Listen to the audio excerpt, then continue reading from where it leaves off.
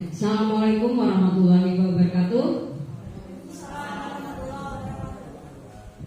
Terima kasih teman-teman atas kehadirannya pada pagi ini.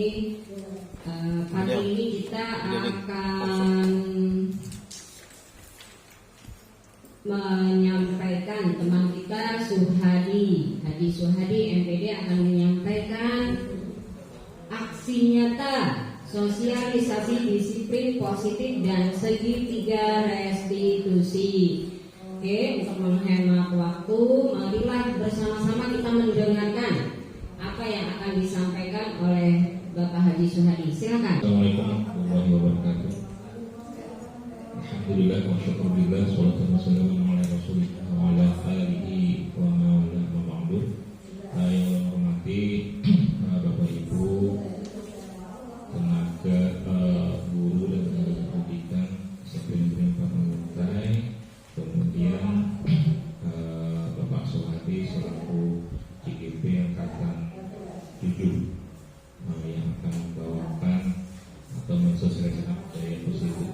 Nah, jadi barangkali secara singkat saja saya sampaikan bahwa Bapak Ibu yang bergelut di dunia pendidikan tentu sudah mahfum atau sering melaksanakan kegiatan yang berkaitan dengan siswa.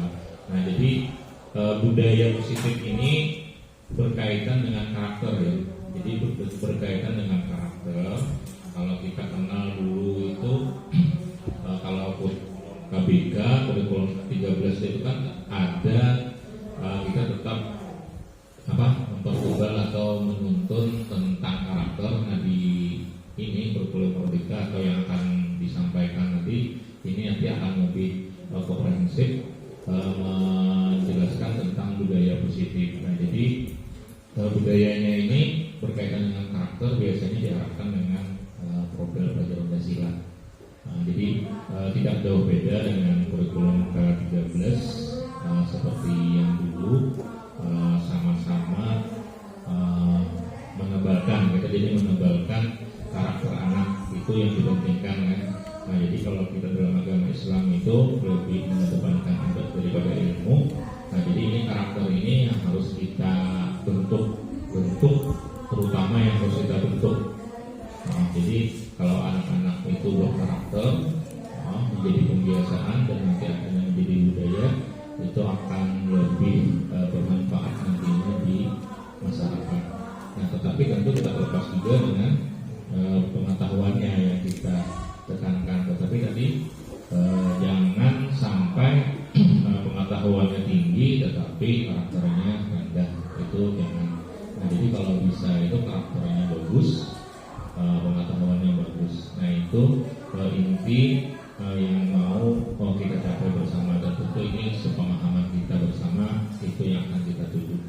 Nah, jadi barangkali itu secara singkat yang saya sampaikan. Barangkali untuk lebih jelasnya akan disampaikan, disosiasikan oleh Bapak Suhadi.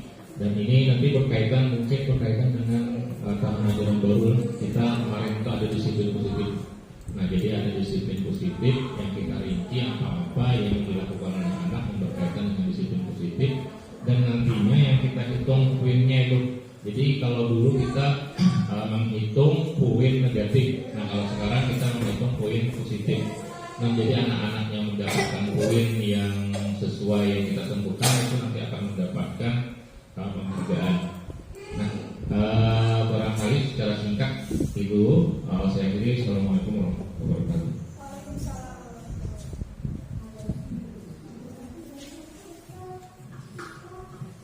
Maaf ketinggalan tadi Bapak Kepala Sekolah.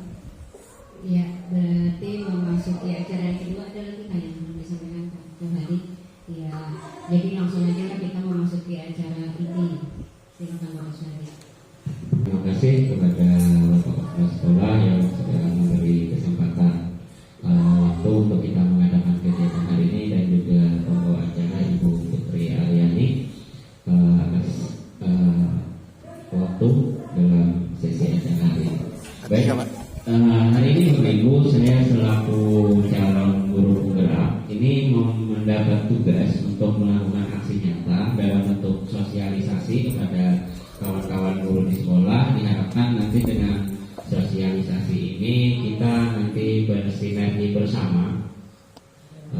ini adalah tugas yang mungkin agak berbeda karena tahun yang lalu atau beberapa tahun yang lalu sekolah kita juga ada 3 orang guru penggerak, tetapi tugas mereka sedikit berbeda dengan tugas saya yang di angkatan 7. Kemarin Pak Abdurrahman, Ibu Is dan Ibu Imel itu di angkatan 3, jadi tugasnya tidak ada yang seperti ini. Jadi ini adalah tugas yang berbeda, tapi materinya sebenarnya sama. Mereka juga mengalami materi ini, jadi mereka sudah menguasai materi ini dan tidak ada salahnya juga Pak Irwan juga selaku fasilitator untuk Provinsi Jawa Tengah ya Pak ya.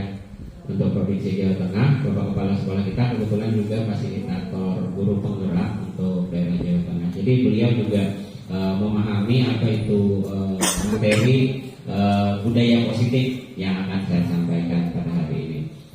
Budaya positif ini, Bapak Ibu ya, sudah Bapak Irwan sampaikan tadi bahwa di awal semester yang lalu kita pun sudah mulai mencanangkan dan memperkenalkan ini kepada Bapak Ibu pada waktu rapat tahun ajaran baru kemarin.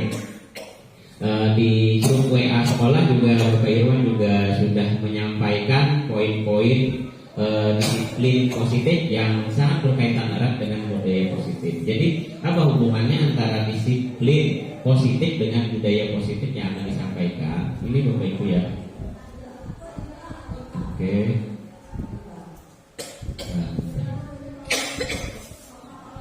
Jadi budaya positif ini muncul atau terbentuk di sebuah sekolah ketika disiplin positif itu jalan. Berbeda dengan peraturan. Kalau zaman dulu kita membuat tata tertib namanya. Jadi ada peraturan atau tata tertib sekolah. Semester 1 kemarin Pak Irwan menyampaikan ada di grup WA dan juga di rapat tahun ajaran baru itu ada yang namanya disiplin positif. Itu adalah kebalikan dari semacam kebalikan dari tata tertib. Kalau tata tertib itu semacam kalau dilanggar maka akan mendapatkan sanksi atau hukuman. Kalau disiplin positif kata Pak Irwan tadi, kalau yang dilakukan oleh siswa maka siswa itu mendapatkan poin yang sifatnya positif. Kebalikannya, kalau yang peraturan atau tata tertib itu sifatnya poinnya negatif. Jadi kalau makin tinggi poin negatifnya berarti ada kemungkinan nanti batasnya dia tidak naik kelas. Nah kalau ini beda, berarti kalau makin tinggi poin positifnya anak berarti makin bagus anak itu. Jadi kita melihat sisi positifnya, cara pandang kita dibalik. Dulu kita melihat yang jelek-jeleknya pada anak, sekarang kita melihat sisi baik-baiknya pada anak. Oke, kita lanjut. Bapak Ibu, budaya positif ini nanti ada kaitannya atau terbentuk atau syarat terbentuknya budaya positif itu adalah kita memahami 7 macam ini. Yang pertama adalah perubahan paradigma belajar. Kita sudah belajar ini dulu waktu sekolah keguruan. Jadi ada perubahan paradigma bagaimana seseorang itu belajar, teorinya. Jadi perubahan teori yang dikemukakan pada kurikulum kurikulum Merdeka itu nanti merujuk kepada teori kontrol namanya.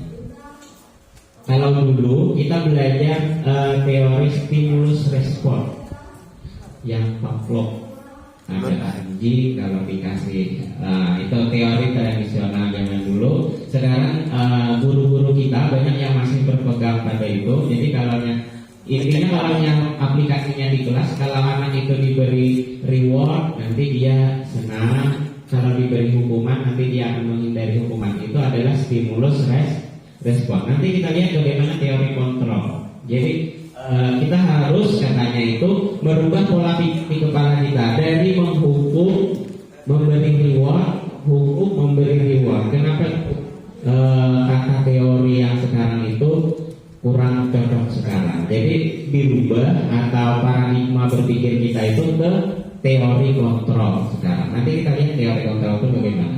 Lalu disiplin positif seperti tadi yang Pak Irwan sampaikan. Jadi kita melihat bagaimana disiplin itu. Nanti kita cek disiplin itu apa sebenarnya artinya. Bapak Ibu mungkin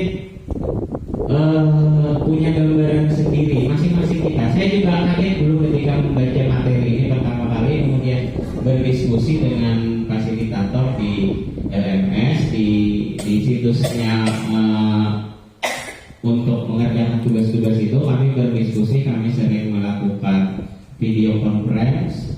Jadi di situ kita berdiskusi tentang disiplin. Jadi disiplin positif yang dimaksud ini sama sekali berbeda dengan gambaran kita sebelumnya, saya sebelumnya terutama. Disiplin itu kalau dulu menurut saya itu adalah anak-anak yang taat dengan peraturan. Itu disiplin.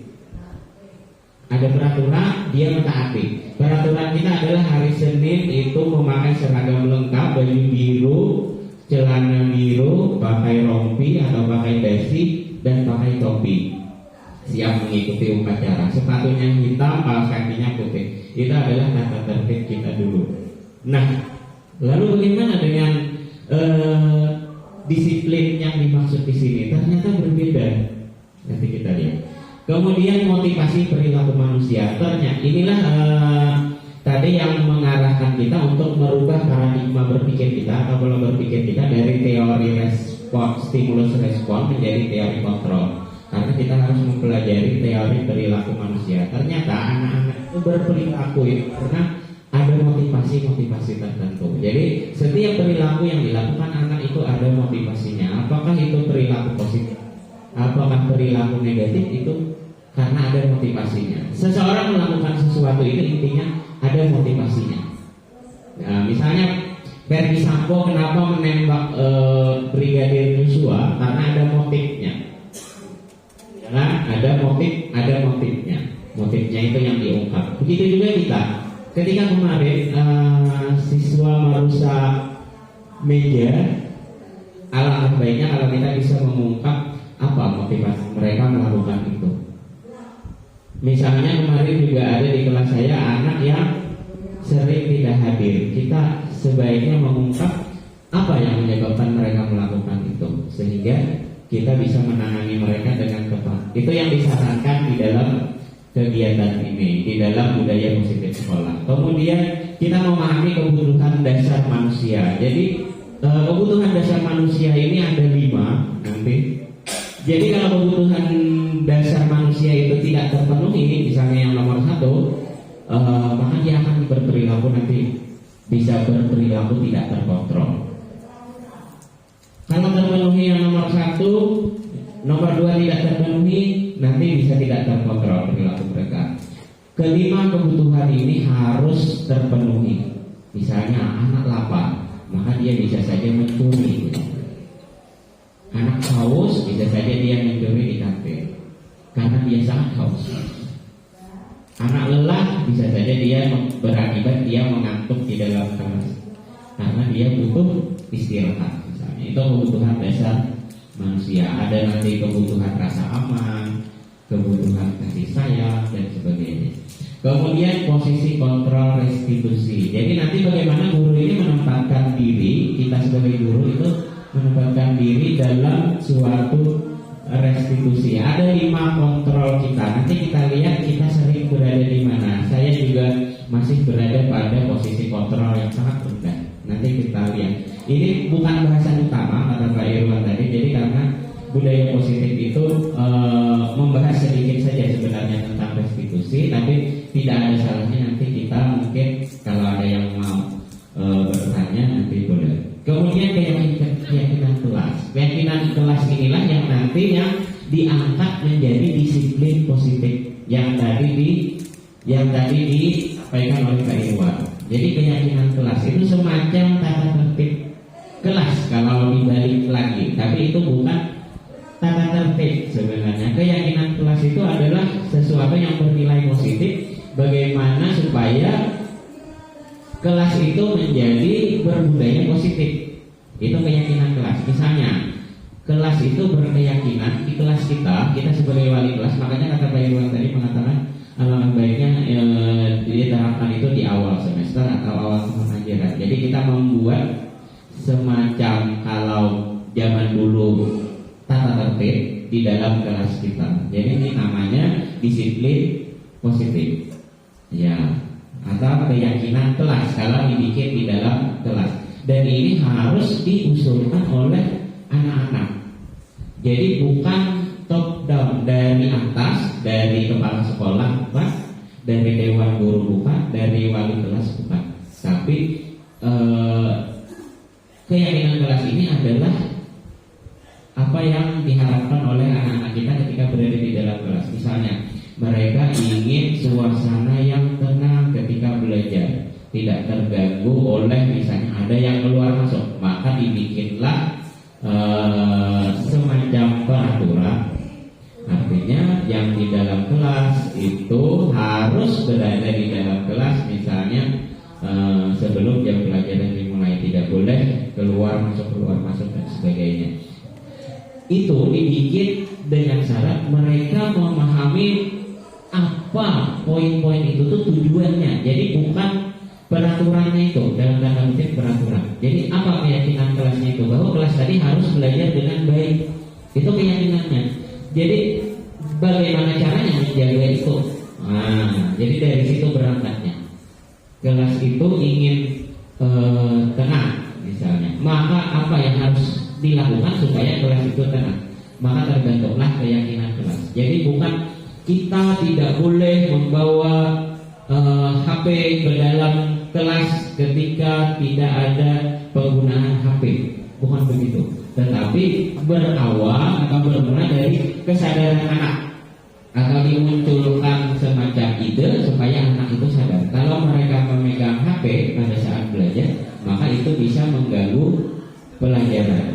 Maka akan muncullah itu. Memang prosesnya menjadi sangat lama karena dari bawah membentuk peraturan tadi, tanda kutip peraturan. Tetapi itu tadi namanya keyakinan kelas, karena diyakini oleh orang semua bersama bahwa menggunakan HP atau membawa HP di dalam kelas pada saat tidak dibutuhkan itu akan sangat nanti bisa mengganggu pelajaran. Jadi tujuannya itu yang harus ditekankan dan disadarkan atau disadari oleh semua orang di dalam kelas itu.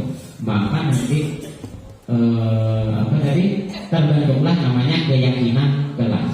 Nah, kemudian segitiga restitusi. Segitiga restitusi ini adalah suatu model bagaimana menyelesaikan siswa-siswa bermasalah. Jadi ketika siswa bermasalah itu kita menggunakan namanya segitiga restitusi. Baik, kita lanjut sampai sini. Kalau ada yang mau bertanya boleh. Kalau ya silakan Bu.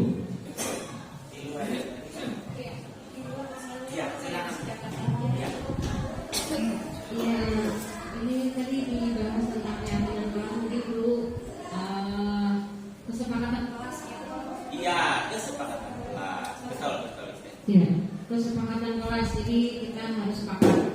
Kalau seandainya ada siswa yang tidak melaksanakan kesepakatan kelas dengan artinya melanggar kesepakatan yang sudah diolah oleh mereka sendiri, apakah apa saran Bapak Suhadi bagaimana untuk mensikapi ini? Sedangkan tadi memang kita seharusnya tidak boleh menghukum atau memarahi mereka. Bagaimana sikapnya seharusnya kalau misalnya memang kita tidak boleh tadi menghukum? Oke, itu aja. Makasih.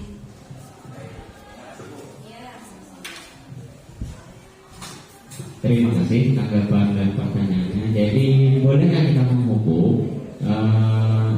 Ternyata kalau kita baca di sini, oke, kita Ki Hajar Dewantara, karena ternyata saya cenderung terkagum-kagum juga ketika mengikuti CGP ini, baru sadar bahwa pemikiran Ki Hajar Dewantara itu ternyata memang luar biasa. Karena sebelumnya kita cuma tahu Tuturi Handayani dengan semboyannya itu, ya. Kemudian beliau adalah Menteri Pendidikan yang pertama. Kemudian beliau disebut sebagai Bapak Pendidikan Indonesia. Ternyata beliau itu mempunyai pemikiran-pemikiran tentang bagaimana siswa itu belajar. Waktu kuliah di MKIP pun kita tidak mempelajari banyak Ki Hajar Dewantara. Ulun kurang tahu kalau dengan dia. Yang kita pelajari adalah teori-teori dari barat, psikologi pendidikannya. Tidak pernah menyentuh Ki Hajar Dewantara. Hanya tahu separagraf Ki Hajar Dewantara itu. Ternyata sekarang kalau yang di modul IGP itu ternyata banyak sekali membahas pemikiran Ki Hajar Dewantara. Nih salah satunya tentang disiplin. Bapak pendidikan kita Ki Hajar Dewantara menyatakan bahwa di mana ada kemerdekaan, makanya sekarang itu kurikulum merdeka. Di mana ada kemerdekaan, di situ harus ada disiplin yang kuat. Disiplin itu bersifat self disiplin, yaitu kita sendiri yang mewajibkan kita dengan sekeras-kerasnya. Jadi disiplin itu adalah kita terhadap diri kita. Begitu juga siswa. Jadi kalau siswa berdisiplin itu dia berdisiplin dengan dirinya sendiri, bukan karena ada peraturan yang akan menghukum dia kalau dia melanggar. Jadi istilahnya itu berkaitan dengan motivasi tadi, karena salah satu metode dari motivasi itu adalah motivasi intrinsik namanya. Kalau kita zaman dulu, sekarang pun tetap disebut motivasi intrinsik. Jadi itulah yang kuat. Nah, bagaimana menciptakan disiplin tadi, ya, disiplin diri. Misalnya kenapa kita bangun pagi-pagi subuh-subuh sebelum menjawab pertanyaan Ibu Putri tadi tentang rumah? Kenapa kita bangun subuh-subuh? Karena kita punya motivasi di dalam diri kita. Kenapa kita harus bangun pagi? Kenapa kita harus sampai ke sekolah? Jika kita sampai ke sekolah sebagai guru takut sebelum jam shift itu habis, itu berarti kita takut dengan hukuman. Itu belum motivasi intrinsik. Ketika orang memiliki motivasi intrinsik, datang ke sekolah lebih awal bukan karena absensi semata, tapi ada hal lain yang membuat beliau itu datang lebih awal, lebih pagi dari dalam dirinya, maka akan terlihat kinerjanya orang itu dengan sendirinya. Begitu juga dengan siswa kita. Ketika dia berdisiplin, dia datang pagi bukan karena takut dihukum, tapi memang dia siap mau belajar. Berbeda anak hasilnya dengan yang karena takut dihukum. Ketika kita tidak cakap, kata Bapak Ki Hajar Dewantara, tapi jika kita tidak cakap melakukan self disiplin, wajiblah penguasa lain mendisiplinkan diri kita. Jadi boleh kita sebagai guru mendisiplinkan siswa. Karena dari zaman dulu motivasi intrinsik itu bisa dimulai dari motivasi ekstrinsik dari luar. Sangat masuk akal kalau menurut saya. Jadi bolehkah kita menghukum? Ulun saya mendengar kemarin anak-anak itu tidak dihukum yang merusakkan meja, tetapi mereka berjanji akan membawa palu, kata anak-anak di atas, dan akan memperbaiki meja itu. Itu istilahnya di kurikulum merdeka bukan hukuman, tetapi itu namanya konsekuensi. Hukuman itu bagaimana? Hukuman itu misalnya begini. Sebelum ke hukuman, ketika ulun mencoba mempraktekkan segitiga restitusi dengan di kelas saya, si Didik, karena dia tidak mengerjakan video voice note mengaji surah pendek di juz 30, saya mengadakan berjumpa dengan dia, kemudian berbincang dan mencoba mempraktikkan segitiga restitusi. Saya mendengar apa yang harus kamu lakukan ketika kamu tidak melaksanakan itu.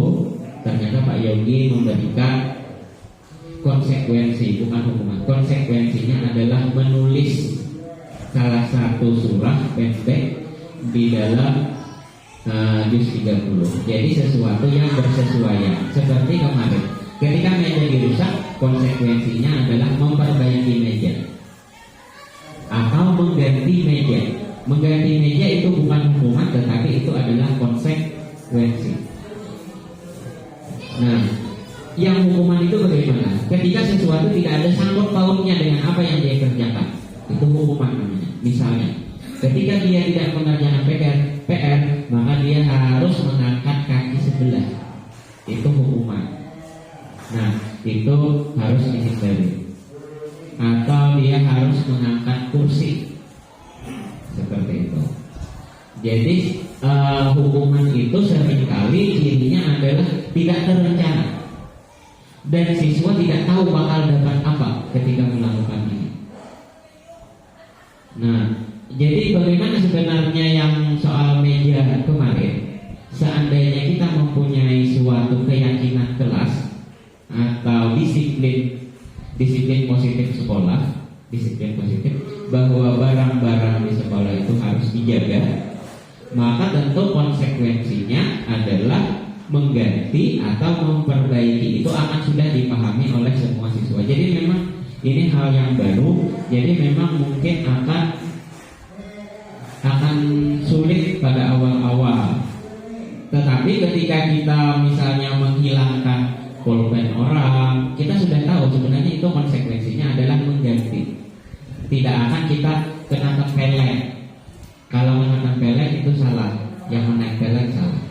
Tetapi kalau yang hilang pulpen itu menuntut minta ganti pulpen itu boleh, karena itu adalah konsekuensi. Jadi itu bedanya hukuman dengan konsekuensi. Nah, jadi bolehkah kita menghukum? Karena di sini sebaiknya jangan. Tetapi kita bisa mendisiplinkan mereka tadi dengan memberikan konsekuensi. Karena nanti kalau yang dibaca di sini, ini ada hukuman, bagian ini ya, ada hukuman, ada konsekuensi, ada restitusi. Jadi yang terbaik adalah restitusi. Restitusi itu bisa nanti juga berwujud anak itu melakukan konsekuensi. Jadi maksudnya bagaimana? Tidak sekedar mengganti, tetapi mereka diberi kesadaran dulu. Seperti kemarin Ibu Putri sudah berbicara dengan anak-anak. Kan kalau yang jadi rusak yang beli itu siapa? Kan sekolah dan sebagainya, ya kan? Kalian sudah gratis di sini dan sebagainya. Jadi itu termasuk sebenarnya kalau kita berbicara dengan lebih santai, dengan lebih istilahnya sedikit memahami kenapa mereka berbuat begitu, karena tadi dihubungkan dengan teori motivasi, karena mereka pasti mempunyai motivasi tertentu melakukan itu. Ada yang mendorong mereka melakukan itu, mungkin mau rame-ramenya. Nah, itu yang perlu kita beri kesadaran. Ini yang dimaksud dengan restitusi itu sebenarnya. Restitusi itu bukan berarti yang salah dikandiri boleh, itu selesai, kan bukan begitu. Jadi tetap ada konsekuensi. Makanya konsekuensi ini masuk di dalam kolom yang identitas sukses. Nah, kalau hukuman nanti identitas gagal, karena hukuman itu nanti bisa berefek macam-macam katanya di sini. Itu. Nah, misalnya nanti malah perilaku pasif agresif meningkat dan sebagainya. Itu.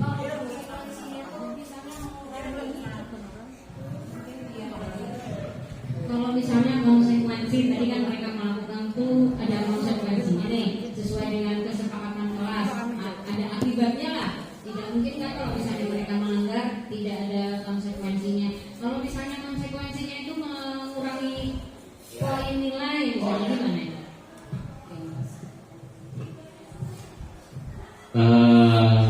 Kita lihat apakah mereka menyadari akhirnya, apakah mereka berubah. Nah, itu. Apakah tidak? Itu dulu. Apakah mereka ketika kita ajak bicara mereka memperoleh kesadaran atau tetap ngotot, masih saling tuding dan sebagainya. Sebenarnya kita tidak menurunkan nilai mereka, tetapi yang tidak melakukan itu kan akan naik nilainya. Jadi sebenarnya sama saja, karena tadi kan disiplin positif itu kalau dia tidak merusak, maka dia dapat poin positif. Jadi kita karena di sekolah ini adalah proses belajar berbeda dengan di luar. Memang teman-teman waktu yang kita online meeting itu ada yang bertanya, Pak, kalau yang penjahat direstitusi ada? Oh, kata bapaknya fasilitas keenakan dong. Nah, ini bukan soal pembelajaran. Kalau di masyarakat itu lagi itu sudah harus dihukum, langsung efek jerah, harus efek jerah. Nah, kalau di sekolah karena mereka itu proses belajar, jadi kita masih ada istilah itu memaafkan. Nah, istilah itu kesalahan itu bisa diperbaiki, karena sekolah itu adalah memperbaiki mereka sebenarnya. menjadikan individu yang lebih baik gitu. Jadi tidak mengurangi nilai mereka, tetapi sebenarnya yang lain dinaikkan. Ya sebenarnya saja menurut saya. Ya itu ya Bu ya. Oke, ya Bu. Terima kasih. Setelah mendengarkan penjelasan dari Bapak Suhadi dan mungkin juga dari pertanyaan yang juga sudah dijawab oleh Bapak Suhadi, saya ingin sedikit gimana ya? Ini berkaitan dengan kita sebagai pengajar. Ulun ingat waktu berbincang-bincang dengan kepala sekolah setelah habis kita di evaluasi kemarin di apa namanya, kita masuk kelas Bapak itu ya di supervisi. Nah kalau nggak salah di rapat dosen menyatakan kita ini atau rata-rata di sini belum melaksanakan refleksi. Nah sebetulnya saya sebagai guru juga masih belum paham cara refleksi itu bagaimana, tapi saya berusaha tadi untuk semester 2 membawa anak-anak untuk berefleksi. Nah contohnya Ibu ulun suruh membawa buku khusus refleksi. Jadi begini, yang kelas 9B yang sudah ya kemarin saya suruh, lalu tapi anak-anak kan otomatis juga masih bingung. Lalu saya mencoba memberikan contohnya, apa yang kamu rasakan, apa yang kamu rasa kurang, apa yang kamu rasa lebih pada saat kita belajar tadi. Masih belum bisa. Akhirnya saya berikan aja contoh yang nyata. Hari ini saya beri kasih soal 3 kemarin, ya hari ini yang terakhir kan 3. Kamu gini aja, ada yang sudah selesai semua, ada yang baru 2 soal, ada yang 1 soal, ada yang tidak sama sekali, artinya tidak selesai, 1 soal aja tidak selesai, itu aja. Termasuk kemarin karena mata pelajaran saya kan memerlukan alat bantu penggaris. Nah ada beberapa yang tidak membawa, berani minjem ke saya, tulis aja, saya minjem punya ibu. Ada yang tidak membawa, banyak yang membawa, ada yang tidak berusaha, kan itu harus ditulis. Termasuk ada yang kadang membawa bukunya, tinggal. Nah itu dari ulun termasuk bagian dari refleksi. Jadi ulun mengaitkan dengan istilah tidak ada hukuman tadi, sangat sepakat. Karena kalau istilah dimamai, diberi hukuman, biasanya pada kira yang sudah-sudah. Nah mudah-mudahan dengan cara itu dia menyadari sendiri dengan cara menulis tadi. Saya tertinggal bukunya, saya tertinggal penggaris. Masa besok lagi pada pertemuan berikut tertinggal lagi kan? Mudah-mudahan dari dirinya merasa apa itulah. Jadi yang positif, yang poin positif apa yang sudah bagus itu tulis 2, apa kelebihan dia saya lengkap misalnya. Nah apakah itu sudah bisa hanya ingin menambah pemahaman?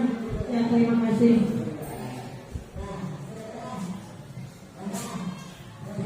Oke, terima kasih Bu, karena kita sama-sama belajar. Jadi saya sepakat itu namanya memang refleksi. Jadi refleksi itu ada beberapa cara. Kalau di CGP kita diajarkan melakukan refleksi itu ternyata ada beberapa macam caranya.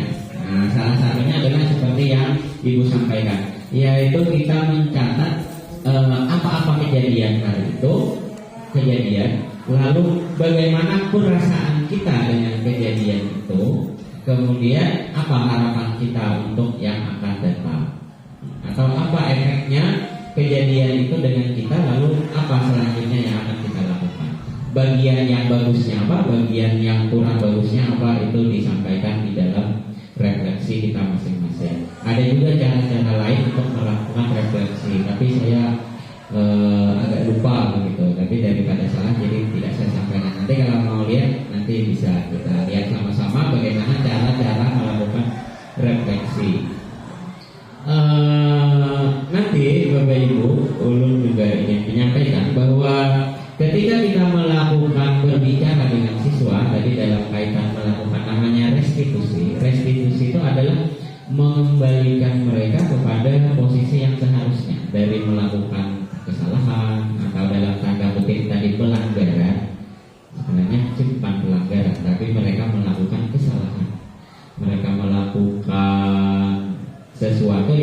sesuai dengan keyakinan kita bersama bagaimana sebagai seorang siswa di sekolah itu harusnya begini. Jadi dia menyeleweng dari siswa yang seharusnya, siswa yang bagus itu kan seperti itu, dia tidak seperti itu. Nah, ketika kita melakukan restitusi atau berbicara dengan mereka, berbicara ini diharapkan tidak membentak, karena nanti kita akan dikategorikan menjadi 5 posisi, ya, 5 posisi. Yang pertama adalah penghukum. Terus terang saya masih sering berada di level ini, dan ini adalah level terendah katanya dari posisi kontrol restitusi. Penghukum ini bisa menggunakan fisik, hukuman verbal, gitu.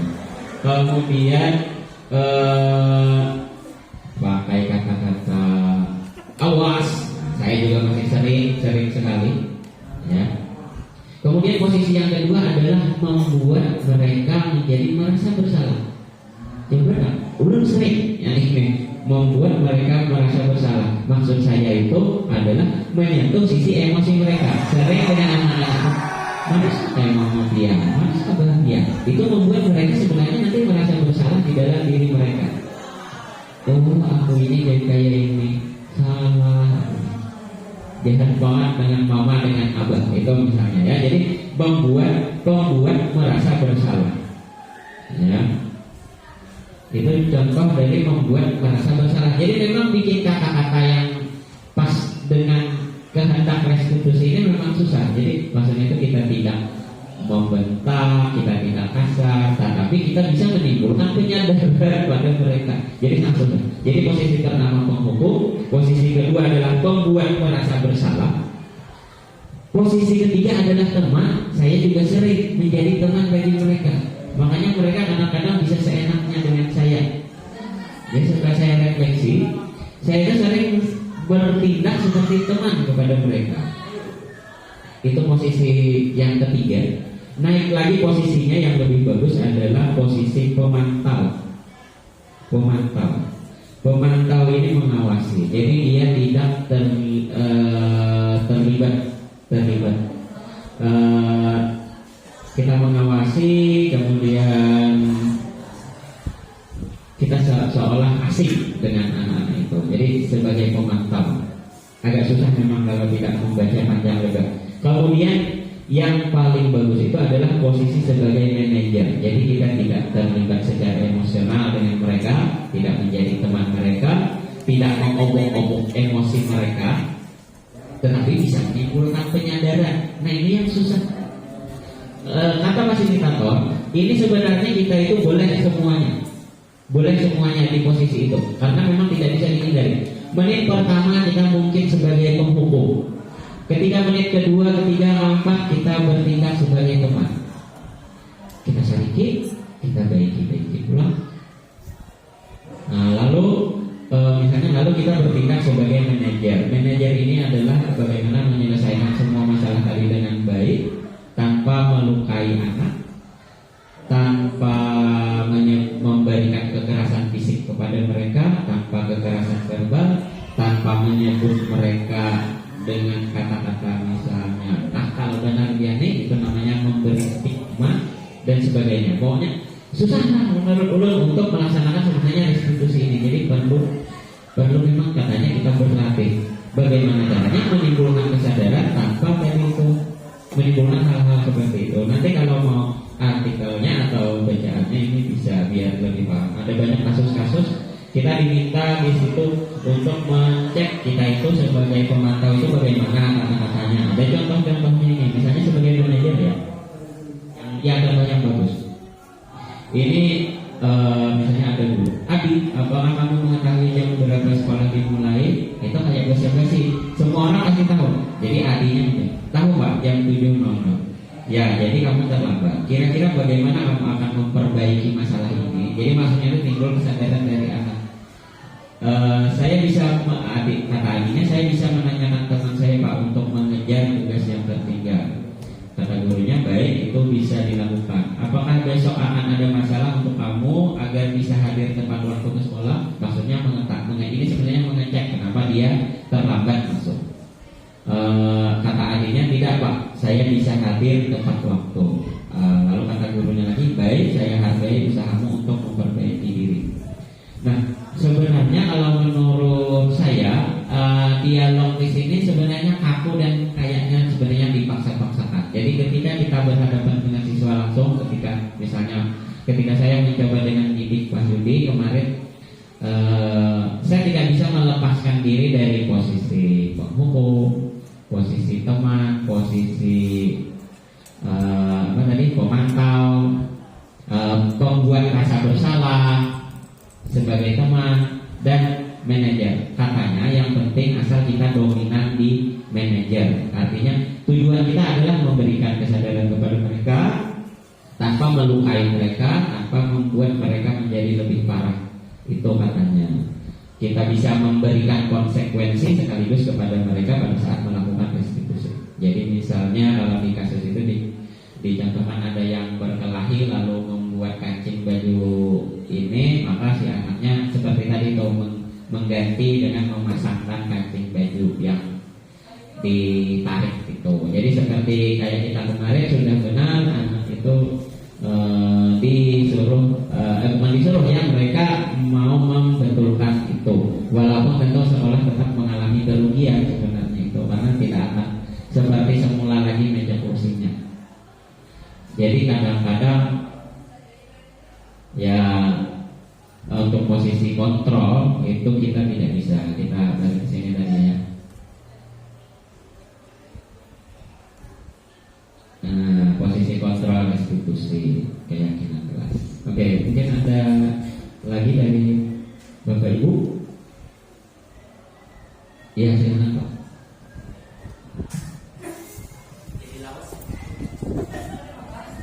Assalamualaikum warahmatullahi wabarakatuh. Terima kasih kepada Bapak narasumber yang berhadir. Setelah mendengarkan paparan dari Bapak, ada sedikit pertanyaan, tapi agak sulit menyimpang. Karena tadi Bapak menyinggung tentang Bapak Ki Hajar Dewantara, saya teringat dengan salah satu ungkapan Bapak Ki Hajar Dewantara yaitu tentang tujuan pendidikan. Kalau tidak salah nama yang Bapak Ibu yang menjawab kalau ungkapan ini salah, bukan? Ada istilah Ingarso Songtolodo, artinya guru itu sebagai contoh teladan bagi anak didiknya. Kemudian Madio Manungkarso, artinya guru itu harus memberikan ide atau gagasan yang baik untuk anak didiknya. Dan Tuburi Handayani, artinya guru harus memberikan motivasi dan arahan kepada anak didiknya.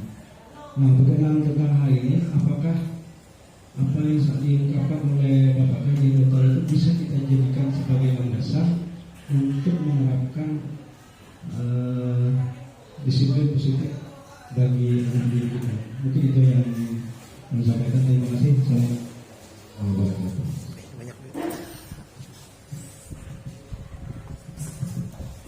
Waalaikumsalam.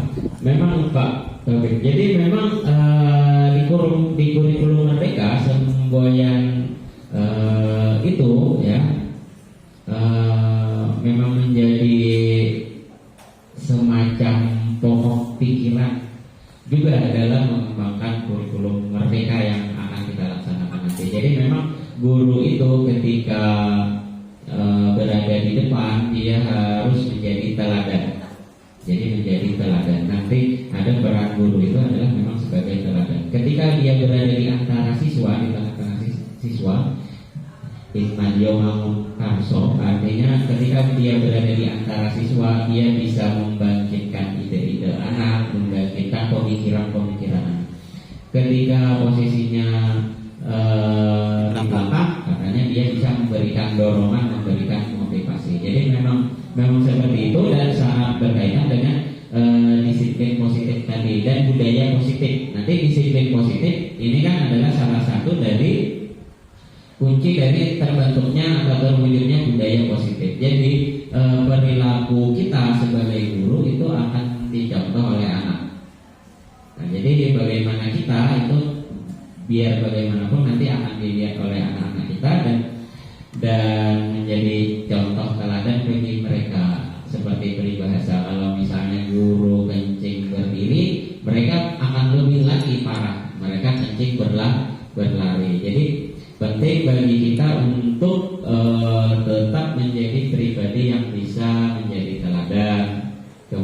kemudian bisa menjadi penyemangat bagi mereka, kemudian bisa memberikan contoh-contoh, membangun pemikiran mereka sehingga bisa tadi kata Bapak timbul ide-ide dari mereka menjadi pemikir yang handal. Jadi memang begitu adanya. Nah, sepertinya apakah masih ada lagi Bapak Ibu? Iya, boleh.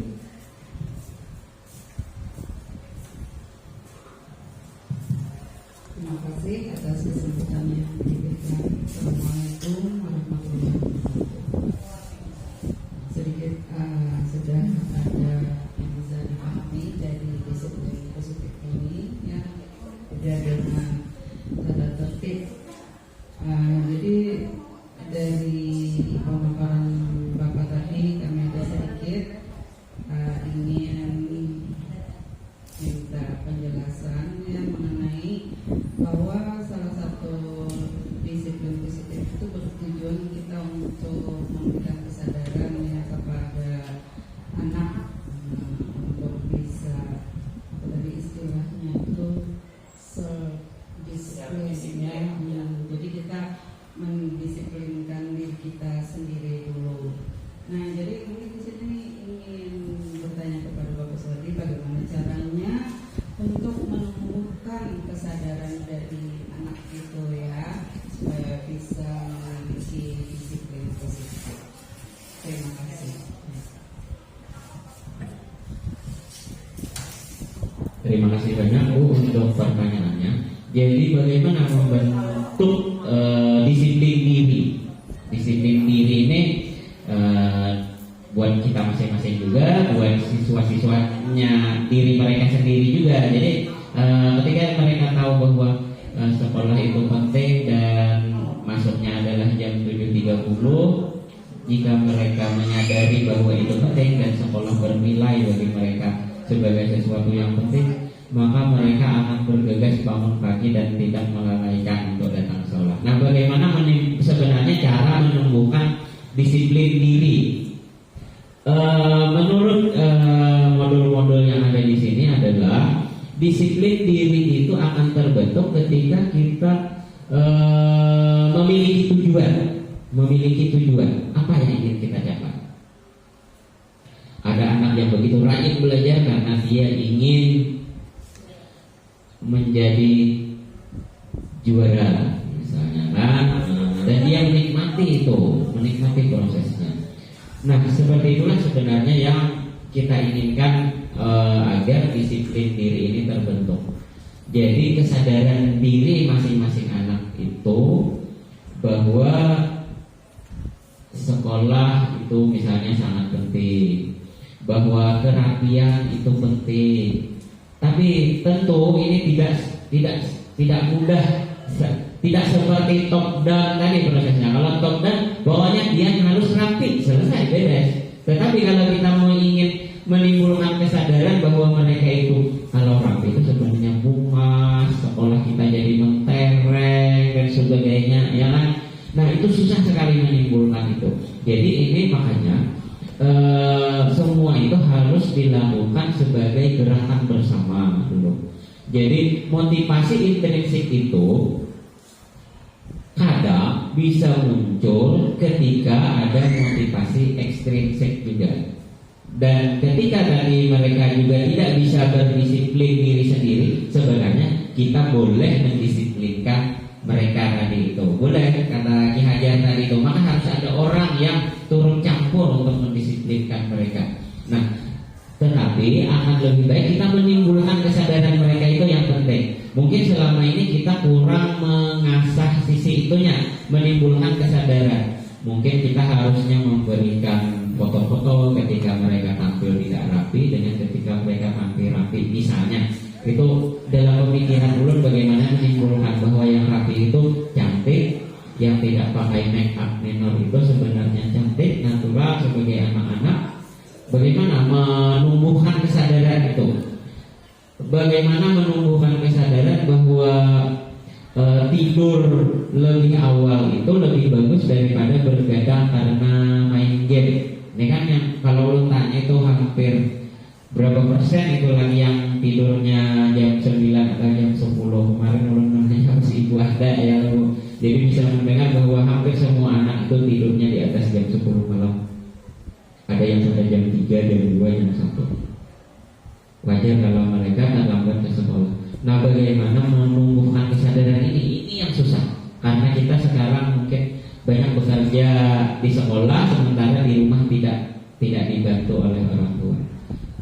Itu makanya sebenarnya juga di kurikulum Merdeka itu nanti kita juga diharapkan lebih banyak juga melibatkan orang tua. Jadi sebenarnya semua proses-proses ini juga harusnya berkaitan dengan orang tua. Tapi ya bagaimana ya zaman sekarang ini memang jadi tantangan kita itu sangat besar kalau mau mewujudkan sesuatu yang ideal.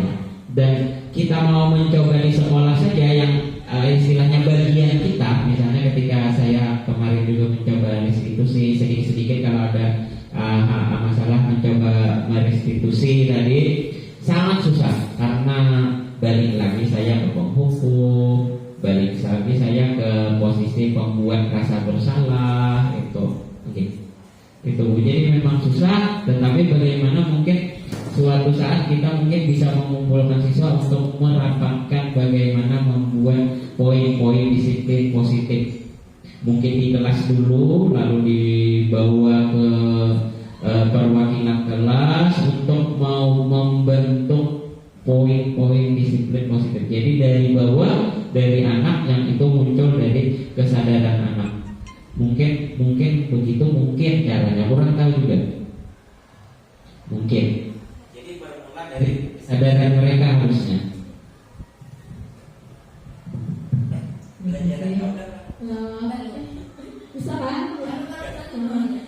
Setelah mendengar penjelasan dari Pak Suhadi yang masalah menyadarkan tahlilan, kita mengingat masalah yang siswa terlambat. Maaf ya, kemarin kita mencoba menulis yang catatan itu itu ulahan Pak Etian. Lalu mengaitkan dengan penjelasan tadi, rasa bagus Pak, menurut ulun lah, kan dicatat dari awal namanya, kemudian di nomor 1 khusus nama dia.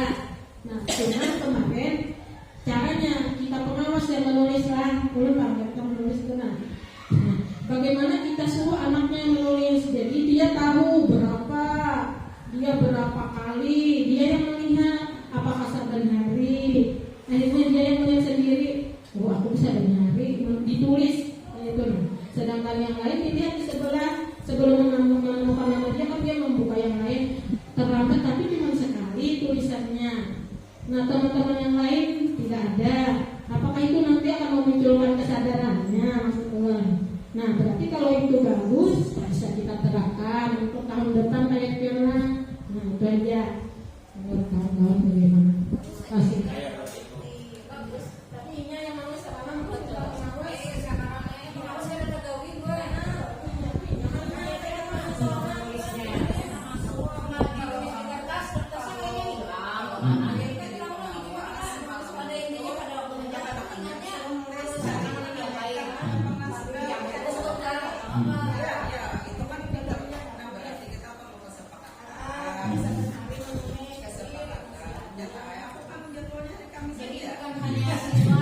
Iya. Mengawas hari Kamis, kebetulan kalau ada siswa yang terlambat, aku anaknya langsung yang suruh mencari di buku terlambat itu cari nama kamu. Adakah sudah? Kalau belum tulis ya. Kalau yang sudah kan tinggal melanjutkan. Hari ini kamu tanggal berapa hari ini tulis kamu terlambat. Itu sebenarnya ada. Nah, jadi kan tinggal kita mau kesepakatan sesama pengawas. Bukan cuma siswa, kalau bu yang disuruh orang kesepakatan guru juga ya. Bukan cuma kesepakatan murid. Artinya sesama pengawas, jangan di hari itu aja. Pokoknya yang pengawas Senin, Selasa, Rabu, Kamis, Jumat, Sabtu sepakat gitu. Mengisi data siswa terlambat gitu. Ya, ini yang kayak yang Pak Suhadi jelaskan tadi kan, salah satu cara kita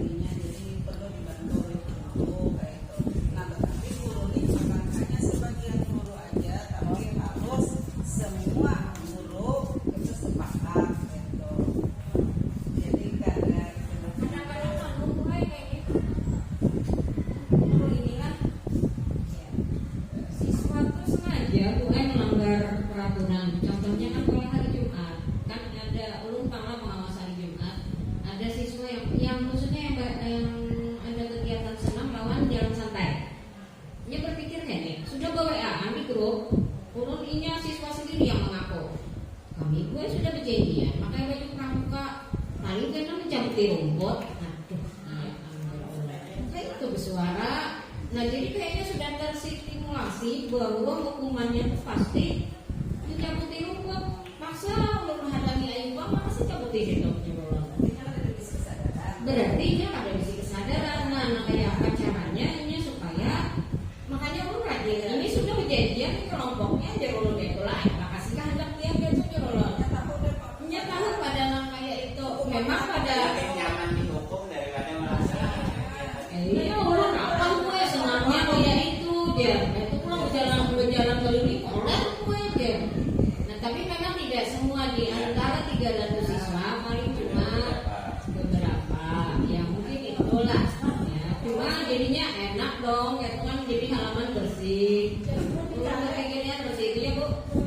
Tapi kalau pelanggarannya jangan karena aku terlebih menyalahkan motifnya rendah tadi. Iya berarti kan kayak itu aja nih Mbak. Catatan PPSP-nya catatan apa ada yang mau bisa PPSP dari satu siswa satu lembar aja. langsung kayak itu kan apa ya ngomong kayak langsung lembar satu jadi itu kayaknya Atau nanti di rapat gitu Bu. Kan hari Selasa mau rapat. Iya, ini kan iya. Kan kita tidak rapat. Nanti kalau kita mau memutuskan di sini kan sepertinya akan tidak sah istilahnya ya kan?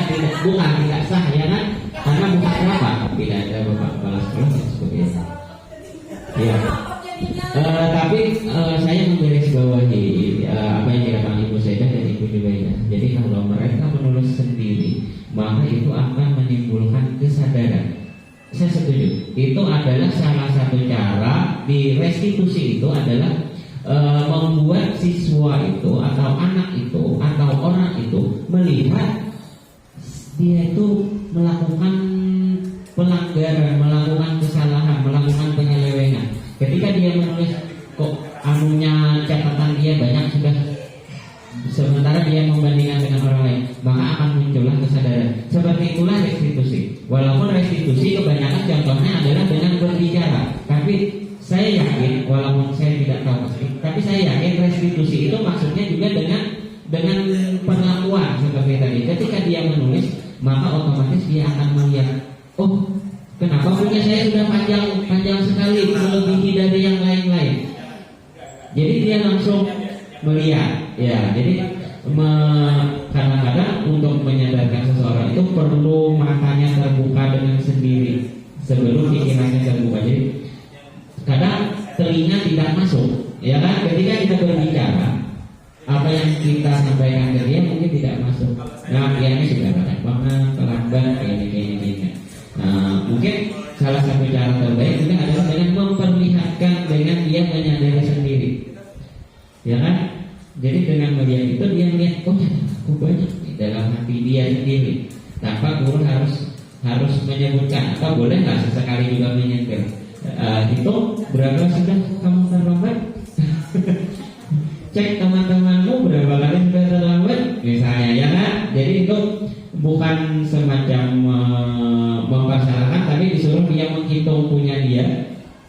atau intinya kayak ada tindak lanjut. Iya, betul. Karena mereka sama belain dengan olahraga. Ini aja orangnya. Nanti dari PSP lagi mana saya punya sesuatu sebutin khusus orangnya.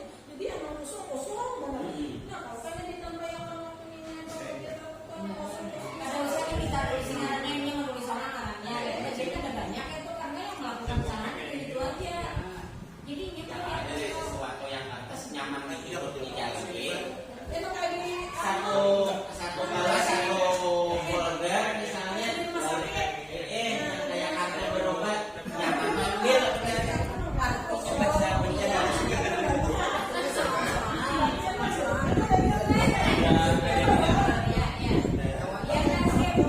moderator. Oke. Bapak Ibu, ulun berjanji waktunya. Oke, kalau masih ada yang mau didiskusikan boleh. Jadi kita masih berkaitan dengan ini juga budaya positif, yang salah satu poinnya adalah disiplin positif. Nah, tuh. Ada lagi Bapak Ibu yang Oke, sebenarnya tidak banyak yang ingin disampaikan atau semua hampir sudah tersampaikan. Jadi tadi tentang hukuman dan penghargaan reward, ya. Itu ternyata katanya itu kalau kita lihat di modul di sini dikatakan itu munculnya penghargaan, hukuman atau sanksi dalam dunia pendidikan itu karena aplikasi dari atau penerapan dari teori stimulus respon. Dan memang itu betul, nyata kita bisa lihat. Kalau anak diberi hadiah, maka dia akan senang, dia akan termotivasi. Ketika dia diberi hukuman, maka dia akan menghindari hukuman tersebut. Nah, apakah di kurikulum Merdeka ini dengan serta-merta mengabaikan atau mengharamkan aplikasi itu? Aplikasi dari teori stimulus respon? Sebenarnya tidak. Jadi sebenarnya tidak. Tetapi kita diajak untuk melihat, sambil melihat efek-efek dari ketika kita memberikan hukuman, memberikan reward dan sebagainya itu. Jadi kita harus memperhatikan efeknya, apakah nanti hukuman atau reward itu masih berfungsi atau tidak. Karena seringkali siswa yang sudah keseringan dihukum itu tidak akan merasa dihukum lagi. Seperti tadi mencabut rumput, berarti hukuman itu tidak efektif sebenarnya untuk membuat mereka jerah.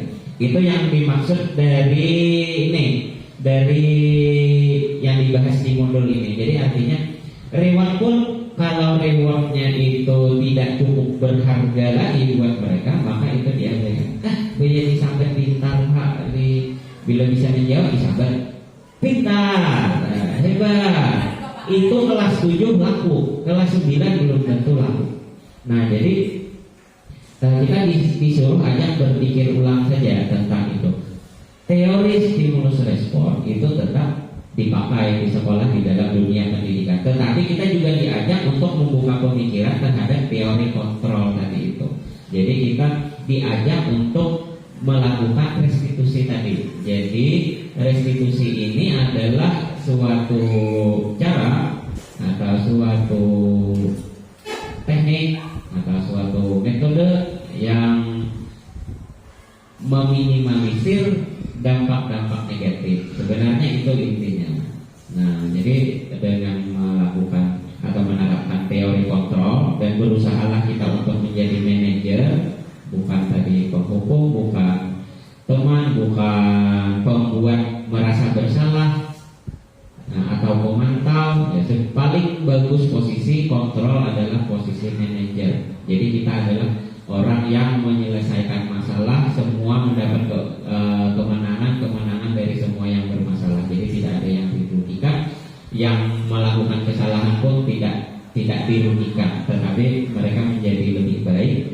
Artinya itu win-win solution. Nah, kalau dihukum tadi kadang-kadang ada efek negatifnya, kadang-kadang. Jadi harus diperhatikan. Sebelumnya kita tidak mengenal, saya terutama tidak mengenal teori kontrol sebelum belajar ini, sama sekali tidak. Kurang tahu Pak Abdurrahman apa sebelumnya pernah mendengar teori kontrol? Juga belum. Ya kan, ketika mendengar, oh ini berarti sesuatu yang baru buat kita, karena kita dulu tahunya reward dan punishment, ya kan, penghargaan dan hukuman. Ternyata ada yang lain yang bisa kita gunakan. Gitu. Oke, sepertinya cukup ya. Kita kalau mau kita cukupkan dulu, nanti bisa lanjut diskusi sambil minum biar